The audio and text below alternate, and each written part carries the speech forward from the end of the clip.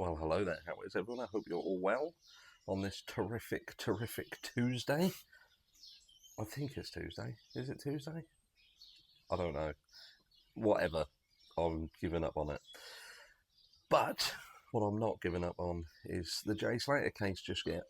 You're looking absolutely amazing, by the way. So, yeah, obviously we had the sad news yesterday that a body had been located by the civil guard mountain rescue people. They had apparently, despite us, the public, being told that they had stopped searching, ceased it, done and dusted. What they had apparently done is they had continued to search tirelessly over the last month, and they have just found a body believed to be that of Jay Slater, approximately a 20-minute walk from where his phone last pinged. Now, some people are going to be a little bit, they're going to be a little bit cagey about this because, on one hand, and I'll read some of this in a second.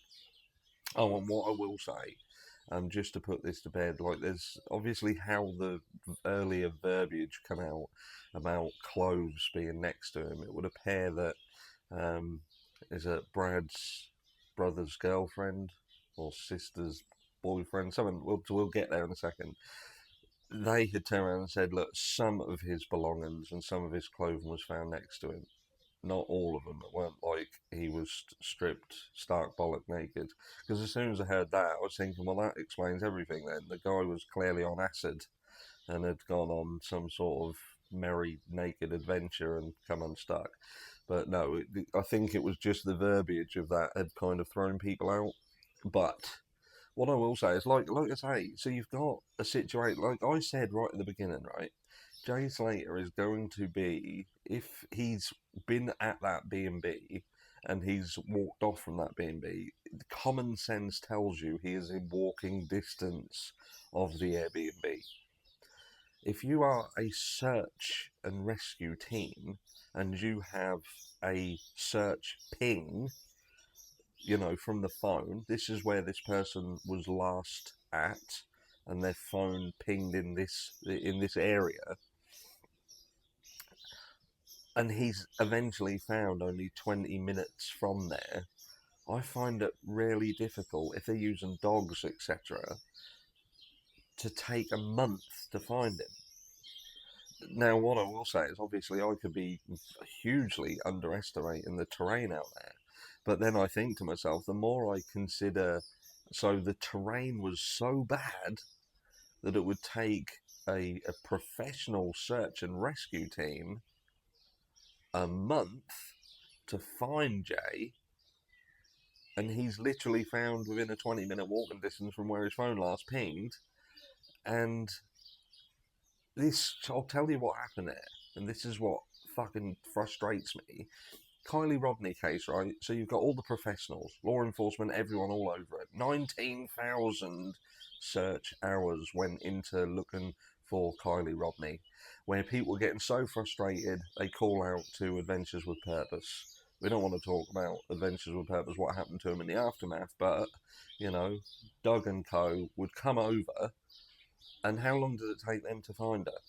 35 minutes. So 19,000 plus man hours from professional search and rescue law enforcement officers. They were all over it. Literally had where Kylie Rodney's phone last pinged. Couldn't find her. In fact, they tried to tell Adventures with Purpose they could not search there. There was no point. It's been done. And it was only because Doug turned around and said, you know what, until I've searched this place, it ain't been searched. 35 minutes later, he did what they couldn't do in 19,000 hours. So it makes me think, with respect of Jay Slater, and don't get me started on the fact of the timing just seems to be a little bit, how can we say, coincidental, bearing in mind that they had just announced that there was a Netherlands search team coming in with specialised dogs, and they were due to start searching the exact time that the civil guard would turn around and say, no, don't worry about it, we've found him now. We've found him, we've done it. We've done it. We've done it after taking a month to do it. And now we have a situation where they're saying that Jay Slater likely fell, had an accident. You know what I mean? He's fell down a steep ravine, whatever. So again, I just think to myself, what is this truly a story about? Is this truly a story about somebody who was that stupid? And God bless him, you know what I mean? At the end of the day, he's someone's son. And, you know, I was hoping that this would have a happier ending. But I kind of knew it wouldn't. And I think many of us knew it wouldn't. But he decided to, like I said yesterday, to turn down a charged phone because he was apparently offered one. He turns down a lift because he was apparently offered one. He didn't want to wait for a bus. A lady ignores the fact that he's walked the wrong way. He clearly didn't listen and walked the wrong way. And then he decides to walk in this terrain, which is so dangerous that he ends up dead. And it takes the civil guard, if they're saying that they've been searching tirelessly every day, day in, day out of the public eye, just so they didn't have prying eyes on them, don't have prying eyes, and it takes them a fucking month. And it just happens that he is found on the very day that an external search party was due to start searching themselves. You can't help but be skeptical about it, you know what I mean? But look, you'll have to let me know what you think. But so this is Jessica Rogers, the girlfriend of Jay Slater's brother, took to social media just hours after police confirmed the discovery of a body yesterday. She posted a photograph of Jay with a blue love heart accompanied by the words, "We'll love you forever." Jay's close friend, Brad Hargreaves, also has posted an emotional tribute on Instagram after the tragic news. He penned, "No words, nothing will be the same without you. Rest easy, brother, love you always." Brad also posted a public story with another picture of the two of them along with broken heart emojis. And you've got the former detective, check this out, the detective Mark William Thomas, keyboard warriors and vile people.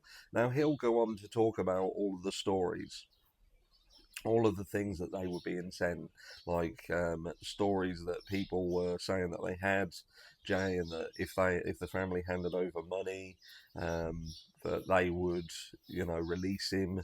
The story about Jay going down to the coast to get on a boat, and he calls it vile and saying that this is all vile stuff, and that's what hindered. So they're kind of explaining what the family meant when they said it's hindering the investigation, because people are sending in these stories and it's making them look over in that direction when really they should have been looking at the Airbnb. And that's exactly what I said.